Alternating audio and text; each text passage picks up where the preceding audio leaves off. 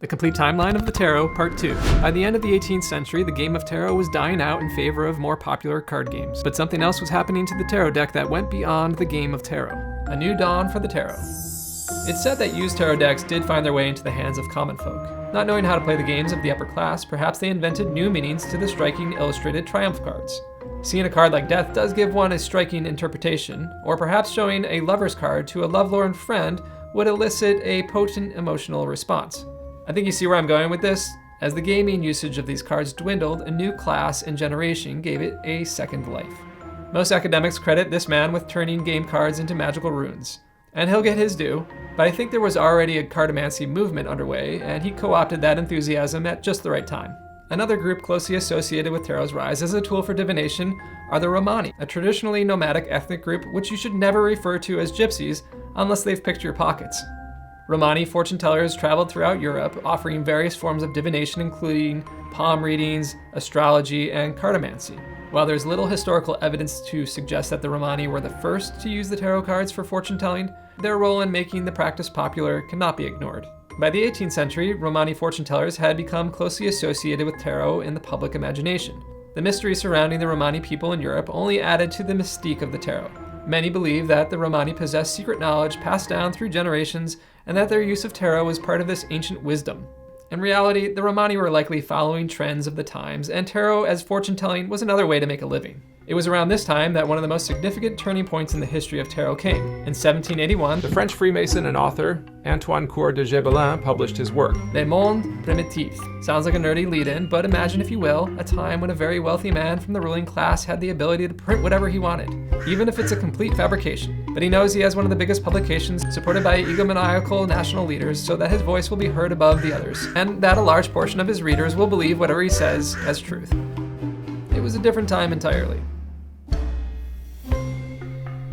In his book, de Gébelin proposed that the tarot was not merely a game, but a repository of ancient wisdom originating from Egypt, passed down from the Egyptian priests and perhaps Thoth himself. The fifth suit wasn't a triumphal procession, but the major arcana, and it was derived from ancient Egyptian hieroglyphics. You know, because hieroglyphics were colorful pictures too. Without any evidence, he went further and claimed the cards were originally used for magic in ancient Egyptian religious ceremonies. Spoiler alert, this was all BS pseudoscience. This pre-Twitter nonsense theory gained widespread popularity despite having little basis in historical fact. In fact, at the time, no one could even read ancient Egyptian texts, as the Rosetta Stone had yet to be discovered. Consequently, de Gébelin claims were based on vibes rather than evidence. Nonetheless, his ideas influenced the perception of tarot cards as fate flippers, cementing its association with the occult and mysticism. De Gébelin theory was promoted by another Frenchman, Jean-Baptiste Alliette, who published the first book on tarot card divination in 1791 under the pseudonym Etilia. Etilia created his own tarot deck, which he claimed was based on ancient Egyptian knowledge and outlined specific meanings for each card. The deck was also littered with Freemasonry and Kabbalic imagery. This was the turning point for tarot as a tool for divination in the way it's used today. Despite these obviously fake claims, tarot's popularity as an out-of-place artifact imbued with mystical powers finally had its blessing from the elite wealth class. As tarot became increasingly associated with fortune-telling, it attracted the attention of religious authorities, particularly the Catholic Church. The Church had long opposed forms of divination, considering them heretical and contrary to Christian doctrine, except for the many times they were used in the Bible. Over the centuries, other church authorities denounced tarot, linking it to witchcraft and occult practices. In fact, many of the witch trials used cartomancy as evidence of somebody being a witch. But it was too late to stop card deck divination. The lightning had already struck the tower, and other occult organizations flocked to the tarot with their own takes on the card's meanings. The biggest cults who initially glommed onto them as cartes de clairvoyance were Freemasons and the Kabbalists, and the Hermetic Order of the Golden Dawn. One man in particular would splinter off from Hogg and create his own cult, which for better or worse made a big impact on these cards. Aleister Crowley, an English occultist and founder of the rinky-dink cult Thelema, believed that the tarot contained powerful esoteric knowledge that could be used to explore the subconscious mind and access hidden truths. Crowley also inspired one of the most righteous guitar shreds of all time. Almost worth the content strike.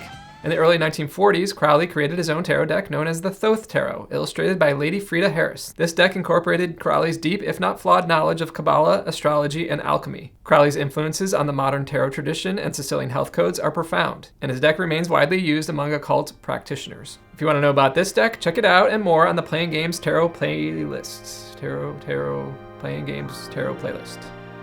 There. After Tarot's pivot to the conjuring of arcane self-help guides, it still continued to be used as a traditional game deck. But let's be honest, Tarot's most enduring legacy is its association with fortune-telling and the occult. The tarot became a central part of the New Age movement in the 20th century, particularly in the United States and Britain, but really everywhere.